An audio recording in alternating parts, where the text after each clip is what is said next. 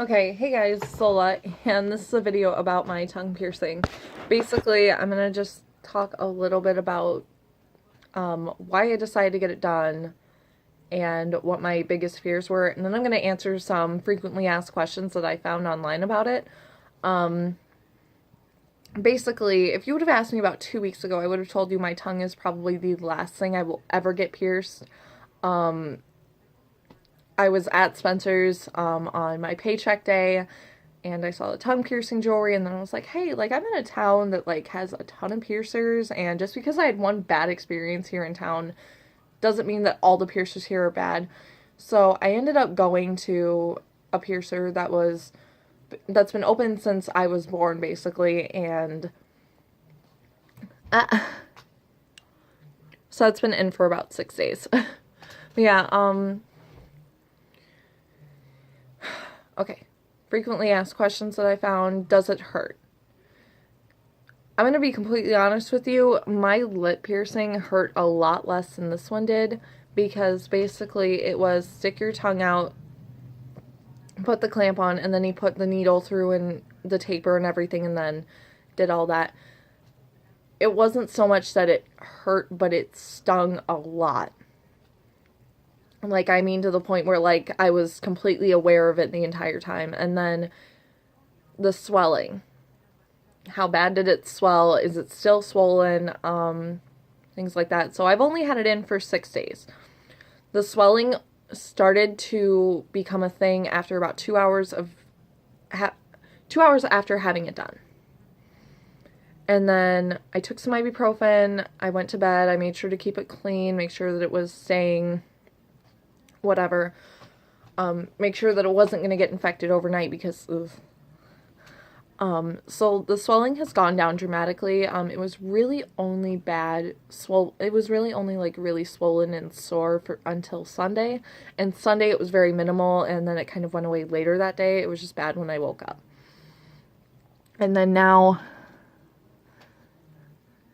right there, right in front, it's still like a little tiny ball of swollen tissue, but other than that, like, there's really nothing there. Could I talk right after it was done? The piercer actually was talking to me and basically forcing me to talk, and directly told me, if you're afraid to talk, that's when you're gonna sound stupid. If you're talking and you're not worried about pressing your tongue to the tip of your teeth like you normally would, you're gonna be fine. It's people that are like, hold on to that piercing like it's candy or something, and you're gonna talk really stupid. Um, Okay, so swallowing, talking, eating. When could I start eating normal foods, or have I started eating normal foods? I have been able to eat normal foods. I just ate dinner today, and that was like noodles, and like not spaghetti noodles, but like those wide noodles. I don't know how to explain, but it wasn't spaghetti noodles. It wasn't anything thin or like a ramen type tiny noodle that could easily wrap around the bar. I'm a little scared to eat those just because that's why my sister had to take hers out, because it got wrapped around her bar, and it's like it caused it to get really bad infected, and she had to rip it out after like 3 days. But I've been eating Taco Bell. People say to stay away from dairy, which I have been doing. However, I didn't know that at first, and I ate dairy the first couple of days because yogurt is softer and it's cold, and it's something that I can just push down my throat without having to chew it, because the biggest problem with eating is maneuvering the bar so it's not in the way of what you're trying to eat. How I learned to move food away from the bar was actually I did gum, and I would do about 3 things of gum, so it would be about a decent size to where if I were eating normal food and I was taking normal bites, that's what I would be moving around in my mouth. So that actually showed me, like, okay, well, if I do this, I'm going to chomp down on my tongue. If I move it this way, I'm not going to. So doing that actually really helped me. What I do to keep it clean, I have been doing non-alcoholic mouthwash, or if I have to use the alcoholic mouthwash that I've had here, I dilute it 50-50 with water, and I'm using distilled water to dilute it just because I feel like it takes away the cleaning effect if I use water that is just from the tap, because it has bacteria. The alcohol is going to attach to bacteria and essentially annihilate itself, making it about as good as distilled water at that point.